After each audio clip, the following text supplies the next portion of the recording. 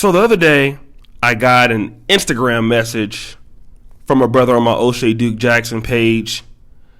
And it said, hey, brother, I've been watching your videos. I see your stuff that you did in Uganda. I've been to Uganda. I'm going back there. I'd like to hook up with the Kinganda team. And everybody knows I own and operate the Ugandan channel called Kinganda. And I read the message, but I didn't something happened. I couldn't respond to the message. Let's fast forward to last week. I fly from Warsaw to Doha, Qatar, right? And you go into those monitors and you're looking for the flight and what window your flight leaves out of. And I'm in Doha and I'm getting ready to go to Entebbe. And this huge guy, like 6'3", about 290-pound guy, he comes and taps me on the shoulder. He goes, yo, Shay, man, I watch your channel, bro. I said, you're the guy that sent me the message. I know because he had on this daishiki and some African sandals, and I remember his face. So I was like, yeah, bro, what's going on? He's like, yeah, man. And we were sitting there talking. He told me he's from Virginia and all that. And so we flew into Entebbe, and then we hooked up a little bit after the flight. We were talking as we got through passport control. And I asked him, like, yo, man, like, so what are your plans? He's saying, yo, man, I've been to Uganda for many times. I'm getting married here. I got a girl. And I was like, well, man, how you supporting yourself and all this? And he was just telling me, he was in the military and all that. He had some benefits coming in.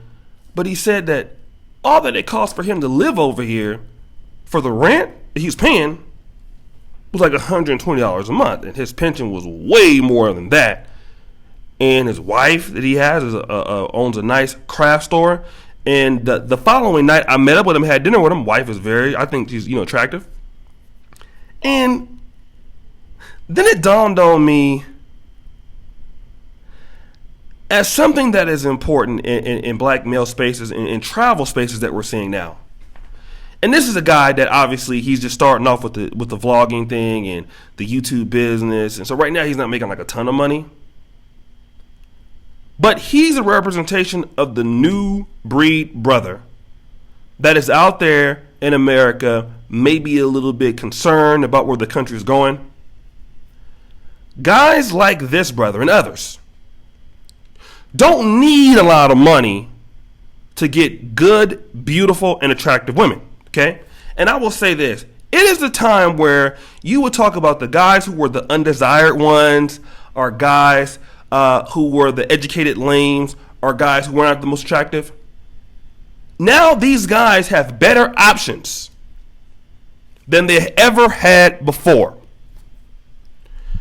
You guys know people like Taylor Made Dreams who talks to me about brothers who moved down to the Dominican Republic, guys who've been in the military, guys who have a successful online business, guys who are working in the gig economy. If you're a dude and you can earn $1,500 a month, sometimes $1,000 a month, I shout out to Dr. Mike TV. I talked to him about it in chat rooms and spaces like that. You got guys who make $1,200 a month. And if you're in that range in America, you get nothing. But $1,500 a month or $2,000 a month in the DR, in the Philippines, in Thailand, now you're talking about something. In Uganda, in Kenya, now we're talking about something. Shout out to my brother Eastwood. I talked to him. He was in Kenya for a month. And he knows what I'm talking about. And see, now we're at the age where the brothers who, you would consider to be the undesirables, and, unless you were a rapper or a basketball player or very good looking, you couldn't really make it in the black community.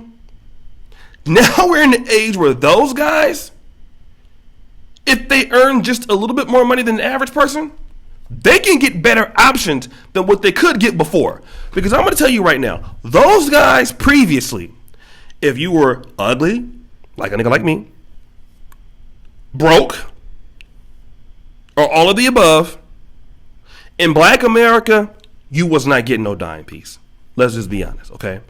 Black America typically is reserved for the good-looking guys, the Pookies and Ray Rays, or the guys that have a lot of charisma, or guys who are the top earning people. Now, obviously, you have a little bit more leeway than white America, but typically, you're not going to make it with those people. Let's just be real. You're just not going to make it with those people. And if you were a guy who was not achieving, a sister might get with you. But, I mean, it's just because, you might look after the kids or something like that.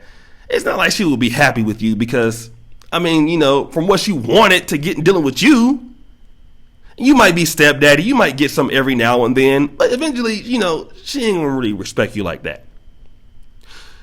Those guys had no option. You might, if you were that guy like that, you were getting a big girl. Now, though, you can pull up in Poland. If you make $2,000 a month or $2,500 a month in Poland, you're middle class, upper class. You're somebody, for sure. No doubt about it. If you can manage that somehow, you're good. If you're in the Ukraine and you're at $1,300 or $1,400 a month, you're good. And you have your pick of whatever you want. If you are in certain parts of Ghana, if you are in certain parts of, anywhere in East Africa, Tanzania, especially Tanzania, Uganda, Rwanda, you are the man, and you have now become the elevated status. You're now like the alpha male in those areas. Because if you're smart, that $1,500 or $1,600 or $500, that might grow. All right? You heard about this Rudip, what's his name, Singh, that guy's the billionaire from in Uganda, but he's from London. I want to say his name, I'm mispronouncing him, but he made a lot of money. He made some money in London, came into Uganda and stayed, invested. Now he was $1 billion. You have other opportunities in those countries if they're English speaking. Colombia, if you're making $1,500 a month or $2,000 a month. Shout out to Uncle Markel. He talks about this a lot. You're talking about, now my options are better than what they are in Black America. So I really don't even have to take, in cases of these guys, as long as I get some trade that can bring in money online or bring in money in tech or bring in money like that, bye-bye Black America. We don't even have to argue with you. And these guys can do it and get black women. They can just do it in Cartagena. They can do it in Salvador Bahia. They can do it in all these different places. And now you're talking about somebody that's bad. We're not talking about, Keisha with the 5 kids that you had to deal with, or Keisha with the, because she was ashamed, or she's ashamed because you're a truck driver or whatever. No. Now you, in the black community in Latin America, you're getting the top of the pig. The black community in Brazil, you're going to get the top of the pig. Might not get it with the white Brazilians, but the black ones, you'll get it. Black Dominican, you're getting top of the pig.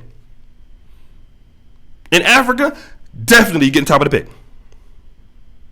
At $1,000 a month, you're getting top of the pig. $600 a month, you're getting something that's that looking good. And she got a degree, and she got a business. So now the guys that were punished for being middle class or lower middle class or even that, if they can maintain it somewhere else, they're the top guy now. And that screams problems for black female America. Because these are the guys that, they gave you the attention, they called you queen, they were the backup stepdaddy, they were the safety nets. Those safety nets are not there anymore. Those guys are going to Africa more so than you think.